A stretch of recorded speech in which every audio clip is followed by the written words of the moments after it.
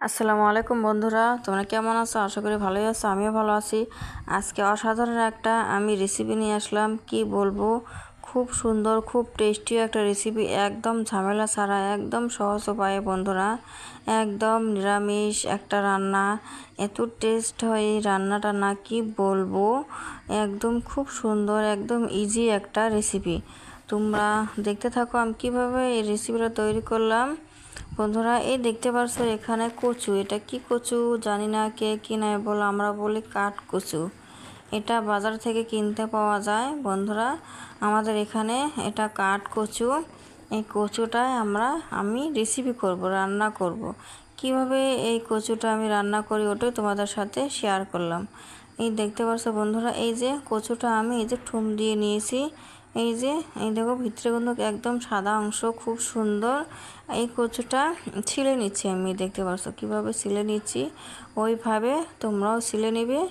আর বন্ধুরা, এই কচুটা চাইলে তোমরা মাছ দিয়েও খাইতে পারো, ঠুমঠুম করে বড় সাইজের আলুর মতন করে ঠুমঠুম করে। আর মাছ দিয়ে খাইলে কি বলবো, অসাধারণ টেস্ট হয়, সব কিছু দিয়ে খাওয়া যায়।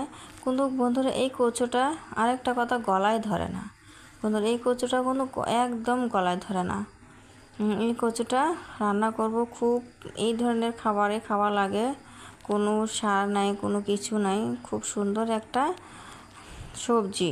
ধরো এই যে এইভাবে আমি কুচি কুচি করে নিচ্ছি। এই যে কচুটা নিয়ে এইভাবে আমি আলুর মতন করে পলে নেব, একদম আলুর মতন করে পলে নিচ্ছি।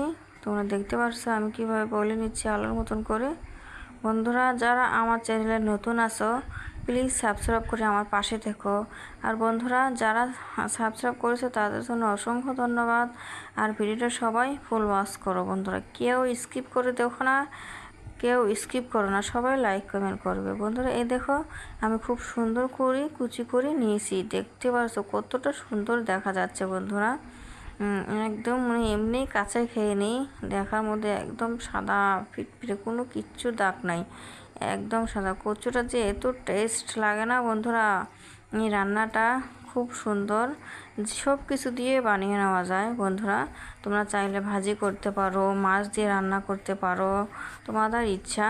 তোমরা চাইলে শুটকি দিয়ে রান্না করতে পারো, কিন্তু কচুটা খুব সুন্দর গলে। এই যে ফ্রাই প্যানে আমি এখানে সরিষার তেল দিয়েছি, আমার পরিমাণ মতন মরিচ পেঁয়াজ দিয়েছি, আর এখানে 4টা রসুন কোয়া দিয়েছি বন্ধুরা। কচুটা তো কচুর মধ্যে রসুন দিতেই লাগে, তার জন্য 4টা রসুন কোয়া থেতলে দিয়েছি। আর এই যে মরিচ পেঁয়াজগুলো ভেজে নিচ্ছি, আমি ঝালটাও কম খাই, তার জন্য 4টা মরিচ দিয়েছি। চাইলে তোমরা বেশি করে দিতে পারো, সেটা তোমাদের ইচ্ছা বন্ধুরা। এই যে মরিচ পেঁয়াজগুলো একটু আমার ভাজা হয়ে গেছে বন্ধুরা, এখানে আমি 5 ফোড়নে দিয়েছি, তোমরা দেখতে পারেছো। 5 ফোড়ন দিয়েছি, হলুদ দিয়ে দিলাম। 5 ফোড়ন দিলে ভালোভাবে খুব ঘ্রাণ চলে এসে খাইতেও মজা লাগে। এই যে আমি এগুলো কিন্তু ধুয়ে রেখে দিয়েছিলাম অফ ক্যামেরায়, ওগুলো ঢেলে দিলাম ফ্রাই প্যানে। এখন ভালো করে মিক্স করে নিব সবগুলি। 5 ফোড়ন শুদ্ধ, হলুদ টলুদ দিলে দিয়েছি, মরিচ পেঁয়াজ এগুলো শুদ্ধ ভালো করে মিক্স করে নিব আমি বন্ধুরা। আর গ্যাসটা একটু মিডিয়াম করে দিবা, হাই করিয়ে দিবা না, একদম লো করিয়ে দিবে না, এই রকম রেখে এই ভাজিটা করে নিবা। তাহলে কচুটাও একটু অল্প সিদ্ধ হবো, তারপর নামিয়ে নেওয়ার সঙ্গে একটু বাড়িয়ে দিয়ে ভালো করে তখন নামিয়ে নিবে।